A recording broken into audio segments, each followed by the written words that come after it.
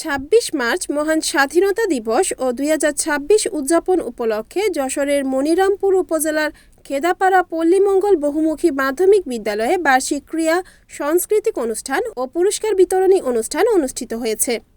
বুধবার দিনব্যাপী খেদাপাড়া পল্লীমঙ্গল বহুমুখী মাধ্যমিক বিদ্যালয়ের আয়োজনে বিদ্যালয় মাঠ প্রাঙ্গণে এ অনুষ্ঠান অনুষ্ঠিত হয়।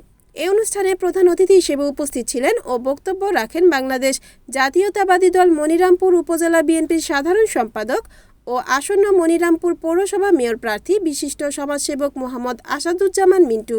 এ সময় সম্মানিত বিশেষ অতিথি হিসেবে উপস্থিত ছিলেন ও বক্তব্য রাখেন ঢাকা ৬ সিনিয়র জেলা ও দায়রা জজ মোহাম্মদ জাকারিয়া হোসেন।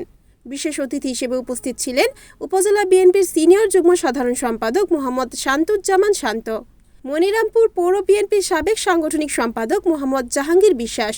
এ সময় আরও উপস্থিত ছিলেন খেদাপাড়া ইউনিয়ন পরিষদের ভারপ্রাপ্ত চেয়ারম্যান মোহাম্মদ মনসুর রহমান, উপজেলা যুবদলের সদস্য সচিব মোহাম্মদ সাইদুল ইসলাম সহ বিদ্যালয়ের শিক্ষকবৃন্দ প্রমুখ। অনুষ্ঠানে সভাপতিত্ব করেন খেদাপাড়া পল্লীমঙ্গল বহুমুখী মাধ্যমিক বিদ্যালয়ের সম্মানিত সভাপতি মোহাম্মদ আবুল বাশার খান। পরিচালনা করেন বিদ্যালয়ের সিনিয়র শিক্ষক জাহাঙ্গীর আলম। অনুষ্ঠান শুরুতে প্রধান অতিথি ও বিশেষ অতিথিকে ফুলের তোড়া দিয়ে বরণ করে নেন স্কুল কর্তৃপক্ষ। আজকে অত্যন্ত ভালো লাগার বিষয় যে দীর্ঘ ১৭ বছর পর এই স্কুলের অনুষ্ঠানে আমাদেরকে আমন্ত্রণ জানানো হয়েছে। আমরা বিগত সরকারের সময়ে আমাদেরকে এই সমস্ত জায়গায় এই সমস্ত অনুষ্ঠানে আমাদেরকে আমন্ত্রণ জানানো হতো না, যে কারণে আপনাদের সঙ্গে আমাদের পরিচয় হয়তো ওইভাবে ঘটেনি। আজকে ২৬শে মার্চ এই দিনটি অত্যন্ত গুরুত্বপূর্ণ দিন, যে দিনে বাংলাদেশের রাখাল রাজা শহীদ রাষ্ট্রপতি জিয়াউর রহমান বীরুত্তম সেদিন সেই পাক হানাদার বাহিনী যখন ২৫শে মার্চের কালো রাত্রে বাংলাদেশের মানুষের উপর ঝাঁপিয়ে পড়েছিল, সশস্ত্র হামলা করে লক্ষ লক্ষ মানুষকে হত্যা করেছিল।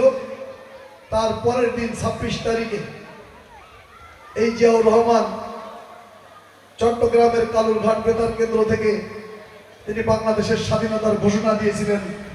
আই মেজর জিয়া বলছি, সেই দিনটিকেও আমরা সারা বাংলাদেশে তখন থেকে আজ পর্যন্ত ২৬শে মার্চ স্বাধীনতা এবং বিজয় দিবস বলতে পালন করা হয়। আমার স্যার প্রথমেই এই স্কুলের স্যার উনি বক্তব্যে বলেছেন যে আমাদের এই স্কুলে আমি শুনেছি ৪৫০ মতো ছাত্রছাত্রী আছে। অনেক ভালো একটা বিষয় যে একটা হাই স্কুলে এখানে ৪৫০-৫০০ স্টুডেন্ট।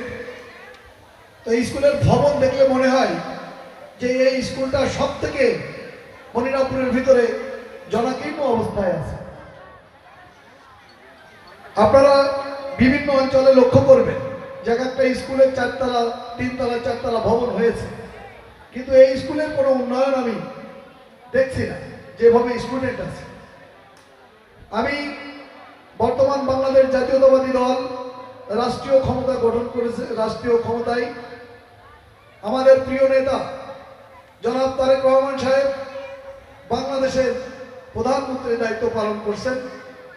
আমরা বাংলাদেশ জাতীয়তাবাদী দলের একজন কর্মী, শহীদ রাষ্ট্রপতি জিয়াউর রহমানের উত্তরসূরি জনাব তারেক রহমান সাহেবের একজন কর্মী হিসাবে আমরা এতটুকু বলতে পারি, আপনাদেরকে আশ্বস্ত করতে পারি যে আগামী ৫ বছর বাংলাদেশের জনগণ আমাদেরকে ভোটের মাধ্যমে রাষ্ট্রীয় ক্ষমতায় বসিয়েছে। আমরা নিচ থেকে উপর পর্যন্ত আস্তে আস্তে এই দেশকে কিভাবে একটি পরিকল্পিতভাবে একটি সুন্দর বাংলাদেশ গড়া যায়, সেজন্য আমাদের নেতা উনি সর্বদা পরিশ্রম করে চলেছেন। আমরা আমাদের মনিরামপুর উপজেলা বিএনপি নেতৃবৃন্দকে সাথে নিয়ে আমাদের যশোরে আমাদের প্রিয় নেতা বিদ্যুৎ জ্বালানি ও খনিজ মন্ত্রী আমাদের অভিভাবক জনাব অনিন্দ্য ইসলাম অমিত সাহেবকে আপনাদের এই স্কুলের কথা আমি ব্যক্তিগতভাবে এবং আমার দলের পক্ষ থেকে আমি জানাবো যে এই স্কুলে ভবন লাগবে। যদি আল্লাহ পাক সহায় হন, ইনশাল্লাহ আপনাদের এই স্কুলে নতুন ভবনের ব্যবস্থা ইনশাল্লাহ হবে। রিপোর্ট উত্তম চক্রবর্তী, NNTV, যশোর।